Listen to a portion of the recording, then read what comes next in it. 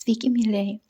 Norėjau pasidalinti kažkiek mintimis apie antrąją pusę, kas neturi antros pusės, laukia ir meldžiasi iš Dievo. Ir nesulaukė, kuris laikas nesulaukė. Ir Dievas įvedė mane klausyti paskaitas žmonių, kurie turi supratimą tame, kurie turi talentus ir Dievas jiems atvėręs per tuos talentus, per tą supratimą, atvėręs, kaip yra iš tiesų.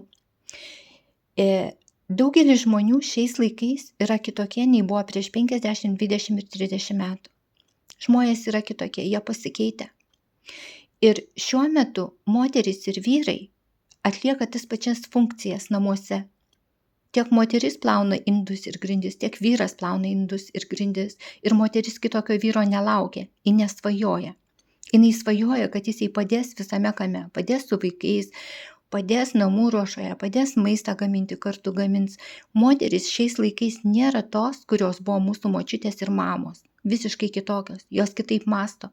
Ir jos to nori. Ir kada jos to nori, jos nepritrauks į save tokio žmogaus, kuris to nenori, kuris mato kitaip. Ir tada nieko nevyksta.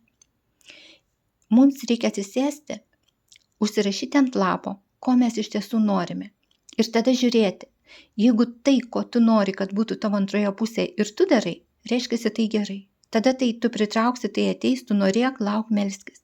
Bet jeigu tu to nedarai, o tik nori iš antros pusės, tai reiškia, tau reikia pasitemti, pasikeisti ir tada laukti. Nes kitu atveju tu nieko nesulauksi. Eis metai ir tu nieko nesulauksi.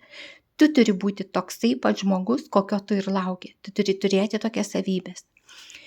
Tai tokia įžvalga.